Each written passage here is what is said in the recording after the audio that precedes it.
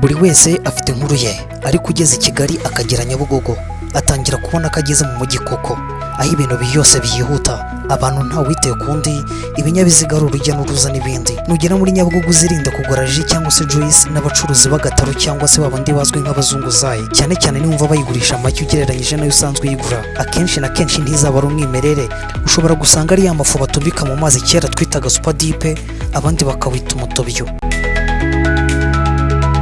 Ngiye kukubwira ibintu bitanu by'ingenzi ukwiye kumenya kuri gare ya Nyabugogo, ibyo ukwiye kwirinda uhageze, ibyiza byaho, amavugururwa yayo n'ibindi. Mu gihe uri gukurikira kino kiganiro ujya muri comment nawe utubwire icyo uzi kidasanzwe wumvishe cyangwa se wabonye muri gare ya Nyabugogo. Iyi ni Bidani Drill, njye nitwa Bizimana Dani, ngo haye ikaze.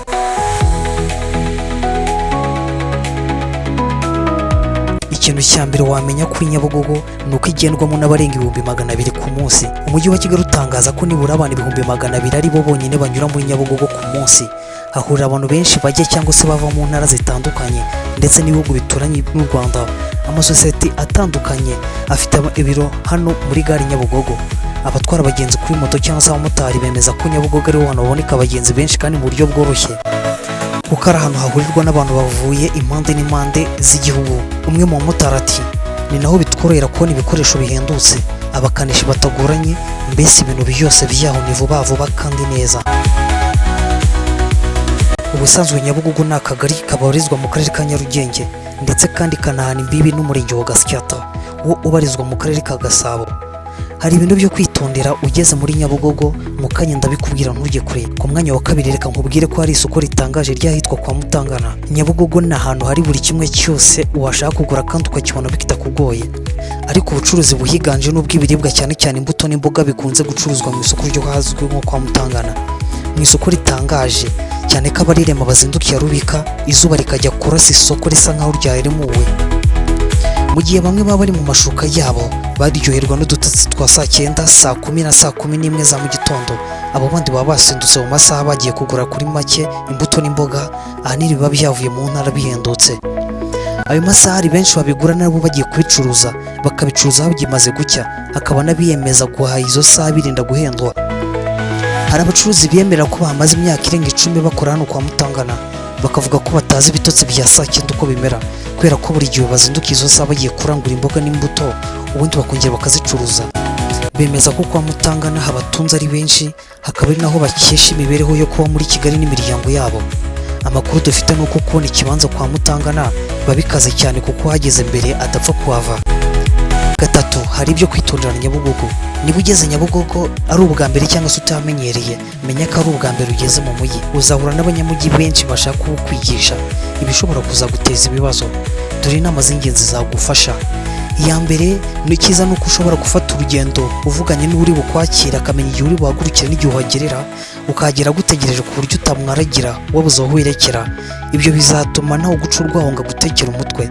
Kabiri, ibingibi n'abamaze igihe kinini mu mujyi bibabaho. Ujye witonda mu gihe umuntu agutwagiye kukwereka aho igicuruzwa giherereye, mbene abo bakunze kubita abakomisiyoneri.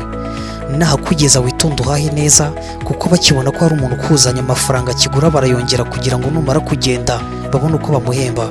Aha biragusaba rero kugura ikintu icyo ari cyo cyose nyuma yo kwemeranya n'umutima wawe kudahenzwe bitewe n'igiciro wari usanzwe ukiguraho cyangwa warenzaho ukarenzaho make. Inama ya gatatu, uramutse ugeze Nyabugogo wenda ugomba kukwakira dari cyangwa ari wowe ugomba kwifasha gukomeza urugendo, irinde kurangazwa n'ibyo ubonye byose, ukurikire urugendo rwawe utorangaye. Niba hari ahandi ugiye gutega ujya, irinde kuhatinda.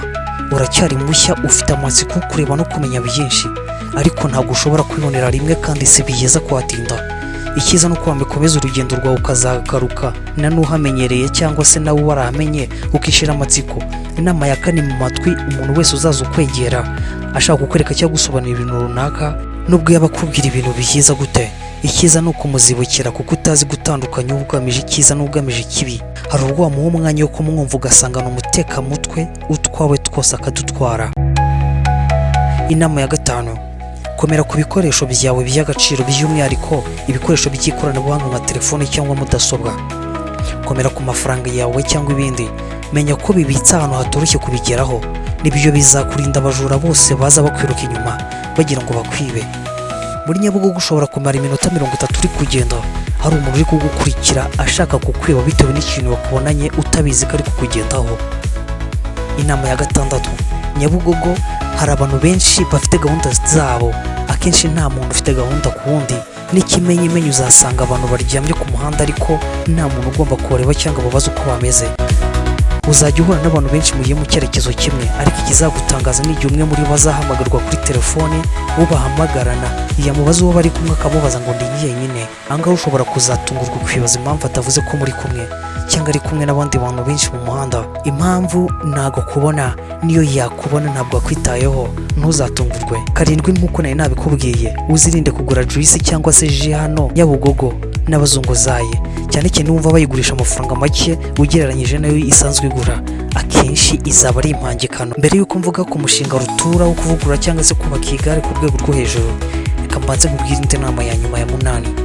Nyabugogo ni ahantu ushobora kugera utari ufite gahunda yo kugura ikintu runaka bikarangira ugitahanye.